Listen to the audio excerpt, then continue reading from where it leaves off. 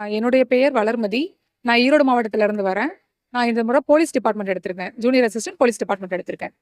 என்ன படிச்சிருக்கீங்கக்கா? நான் BE ECE படிச்சிருக்கேங்க sir. இப்போ டிஎன்பிஎஸ்சி படிக்க ஆரம்பிச்சிங்க? சார் நான் டிஎன்பிஎஸ்சி படிக்க ஆரம்பிச்சது 2020 2020லேருந்து படிக்கிறேங்க சார். எத்தனாவது முயற்சியில் வெற்றி பெற்றீங்க? கிட்டத்தட்ட இது 3வது முயற்சின்னு சொல்லுங்க சார். 3வது முயற்சி. எவ்வளோ கேள்விகள் போட்டீங்கக்கா? சார் நான் 152 கேள்விகள் சரியா விடையளிச்சிருந்தேன்.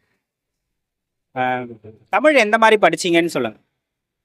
தமிழ்ல வந்து இந்த முறை வந்து கொஞ்சம் எதிர்பார்க்காத கேள்விகள்னே சொல்லலாம். ஏன்னா நம்ம இதுக்கு முன்னாடி நம்ம படிச்ச சிலபஸ்க்கும் இந்த முறை நம்ம படிச்ச சிலபஸ்க்கும் நிறைய டிஃப்ரென்ஸ் இருந்துச்சு. அதுக்கு வந்து பார்த்தீங்கன்னா நம்ம முதல்ல இருந்து ப்ரிப்பேர் பண்ண அந்த ஒரு சோர்ஸ் இருந்துச்சு. கூடவே பார்த்தீங்க அப்படின்னா இது ரிலேட்டடாக கவர்மெண்ட் மெட்டீரியல்லாம் படிச்சிருந்தோங்க சார். முக்கியமாக அந்த கவர்மெண்ட் மெட்டீரியல் தான் ஹெல்ப் பண்ணுச்சுன்னு சொல்லலாம். ஸ்கூல் புக்ஸ் தாங்க சார் ப்ராக்டிஸ் பண்ணியிருந்தேன் மேக்ஸ் எல்லாம். அதுக்கப்புறம் ப்ரீவியஸ் இயர் கொஸ்டின் வந்து ப்ராக்டிஸ் பண்ணியிருந்தேங்க சார். ஜிஎஸ் எந்த மாதிரி படிச்சீங்க? சார் ஜிஎஸ் வந்து நம்ம ஃபஸ்ட்டு வெயிட்டேஜ் அதிகம் மார்க் வெயிட்டேஜ் இருக்கிற மாதிரி அந்த உள்ள சப்ஜெக்ட்ஸ் ஃபஸ்ட்டு ப்ரியாரிட்டி கொடுத்து படிச்சுட்டு அதுக்கப்புறமா தாங்க சார் பின்னாடி இருக்க சப்ஜெக்ட்ஸ் கவர் பண்ணோம். ஆனால் இனி வர டைமிங்கில் பார்த்தீங்க அப்படின்னா நம்ம இதுக்கு முந்தின தேர்வில் எழுதுனது பார்த்தீங்கன்னா எல்லா சப்ஜெக்ட்டுமே கவர் பண்ணியிருந்தா தான் நம்மளால் ஒரு குறிப்பிட்ட மார்க் வந்து போட முடியும். பட் இப்போ வந்து அவங்களே வெயிட்டேஜ் கொடுத்துட்றாங்க. ஸோ நம்ம ஃபஸ்ட்டு வந்து ஹை வெயிட்டேஜ் இருக்க சப்ஜெக்ட்ஸ்லாம் படிச்சுட்டு அதுக்கப்புறமா லெஸ் வெயிட்டேஜ் இருக்க சப்ஜெக்ட் படிக்கலாங்க சார்.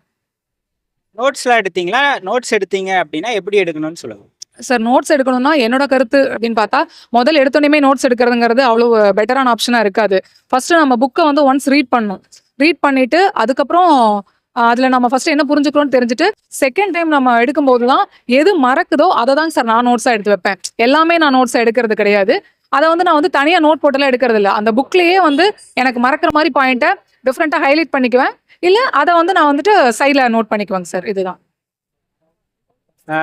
ஒரு திருமணத்திற்கு பிறகு படிக்கிறது அப்படின்றது முடியாதுன்னு சொல்ல முடியாது. ஆனால் கொஞ்சம் டிஃபிகல்ட் இல்லையா? நிறைய வேலைகளுக்கு இடையில தான் நீங்கள் நேரத்தை ஒதுக்கி படிக்கிற மாதிரி இருக்கு. அதை எப்படி சக்ஸஸ் பண்ணீங்க? படிக்கிற நேரத்தை எப்படி உருவாக்குறீங்க? சார் படிக்கிற நேரம் அப்படிங்கிறது நம்ம உருவாக்கிக்கிறதாங்க சார். அதிகாலையில் எழுந்து படிக்கிறது தான். நம்ம குழந்தை அவங்களோட இருந்துட்டு நம்ம காலையில் டைம் படிக்கிறதாங்க சார் எனக்கு பயங்கர சக்ஸஸ்ஃபுல்லாக இருந்துன்னு சொல்லுவேன். அதுதான் அதிகமான நேரமே நமக்கு. ஈவினிங் டைம்லாம் வந்து நமக்கு டைம் கிடைக்குமா அப்படின்னு தெரியாது. ஆனால் கால்ஃபார் வந்ததுலேருந்து ஒரு லாஸ்ட் 1 மந்த் வந்து கொஞ்சம் மற்ற ஒர்க்கெல்லாம் நான் வந்துட்டு என்னோட உறவினர்கள்ட்ட கொடுத்துட்டு நான் இதுவே முழு முயற்சியாக படித்தேன். ஃபேமிலியில் எல்லாரும் சப்போர்ட் பண்ணாங்களா உங்களுக்கு படிக்கிறதுக்கு? கண்டிப்பாங்க சார். ஃபேமிலி இல்லாமல் இது பாசிபிளே கிடையாது. என்னோட ஃபேமிலி மெம்பர்ஸ் அத்தனை பேருமே வந்து ஃபுல் சப்போர்ட் பண்ணாங்க.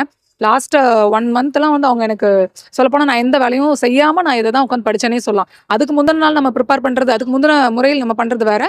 பட் ஆஃப்டர் கால்ஃபார்க்கு அப்புறம் நம்ம பண்ணுற இதுங்கிறது வேறுங்க சார்.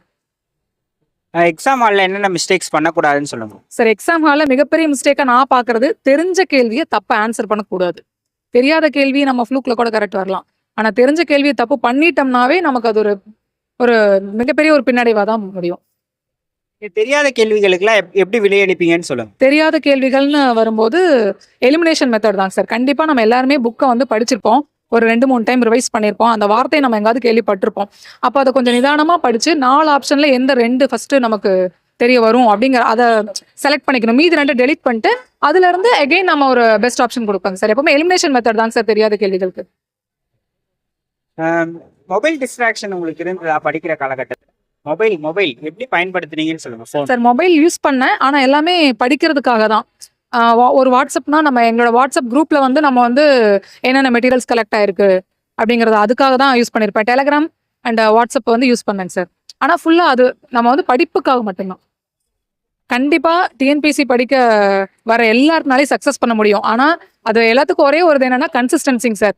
ஏன்னா இதை நம்ம கன்சிஸ்டண்ட்டாக டெய்லி நம்ம படிக்கும்போது கண்டிப்பாக இந்த முறை இல்லைனாலும் அடுத்த முறை சக்ஸஸ் பண்ணுறதுக்கு வாய்ப்பு இருக்குது. நான் முதல் முறையில் வந்து 1 மார்க்கில் விட்டேன். இப்போ இந்த டைம் வந்து எனக்கு பிடிச்ச மாதிரி ஒரு நல்ல டிபார்ட்மெண்ட் எடுத்திருக்கேன். கண்டினியூஸாக படிச்சுட்டே இருக்கணுங்க சார். நம்ம அவ்வளோதான் இந்த டைம் எனக்கு கிடைக்கல அப்படின்னு சொல்லி விட்டுறவே கூடாது. எகெயின் மறுபடியும் கால்ஃபார் வந்தால் தான் படிப்பேன்னு நினைக்காம நம்ம ஒவ்வொரு நாளையும் ஒரு 1 மணி நேரம் 2 மணி நேரமாவது மினிமம் நம்ம ஸ்பெண்ட் பண்ணோம்னா கண்டிப்பாக இதில் வெற்றி அடையலாம். அதில் எப்போவுமே வந்து டிஎன்பிஎஸ்சியில் தோல்விங்கிறதே கிடையாதுங்க சார். நம்ம ஜெயிச்சா மட்டும்தான் அப்படிங்கிறத நம்ம விட்டு விலகி போகிறத இங்கே நான் தோல்வியாக பார்க்குறேன். அதுதான் தோல்வின்னு நினைக்கிறேன். நன்றி.